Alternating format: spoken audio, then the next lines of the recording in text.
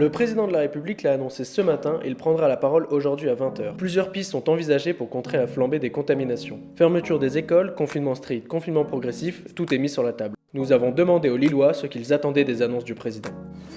Je pense que là on tourne un peu autour du pot. Je pense qu'il faut faire les choses comme elles se doivent, c'est-à-dire reconfiner, c'est un peu dur, mais d'après ce qu'on entend au niveau des urgences, tout ça, il faut le faire, quoi.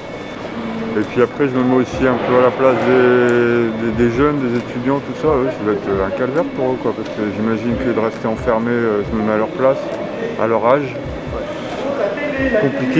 Compliqué, mais il faut réussir à faire les compromis, quoi.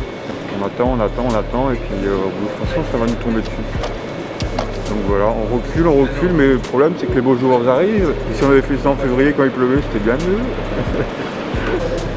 Je crois que, puisque c'est lui-même qui va parler, je crois que ça va être vers un confinement, avancement des vacances peut-être pour les enfants. Vous êtes pour un confinement strict, vous ?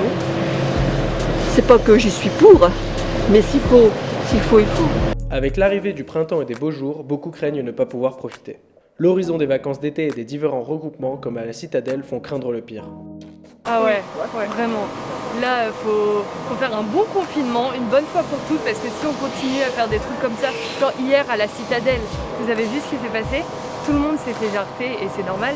Mais un bon confinement strict, je pense que ça pourrait régler une bonne fois pour toutes la situation et pas laisser traîner de problèmes jusqu'en 2022, quoi. Vous comprenez un peu que les gens ont envie de faire la fête pendant... Oui, c'est compréhensible, mais après, surtout avec le beau temps qui revient, revoir les gens et tout. Mais c'est vrai qu'au bout d'un moment, il faut penser à après, et le fait de rester chez soi un petit moment permet qu'après on puisse sortir plus facilement sans qu'il y ait trop de risques. Et puis les regroupements à moins de 6 sont autorisés, donc je trouve que c'est assez facile de se retrouver à 5, même à la Citadelle, c'est pas grave, mais là quand c'est des groupes de 10, 15, 20, voilà. Beaucoup attendent avec impatience les annonces du président ce soir. D'autres sont plus résignés face à la situation et semblent être habitués à vivre avec la pandémie. Moi je crois qu'on ne peut pas être pour ou contre, la vie elle n'est pas aussi tranchée noir-blanc, c'est pas possible. S'il faut pour baisser la contamination, on sera bien obligé de le faire. Et puis voilà, la vie, il y a des hauts et des bas, il faut les assumer, il faut qu'on soit fort dans nos têtes. Malheureusement, le vaccin n'a pas pris le dessus sur la contamination, c'est ce qui était un petit peu imaginé, ça s'est pas fait, tant pis. Est-ce que vous pensez que fermer les écoles, c'est une bonne solution ?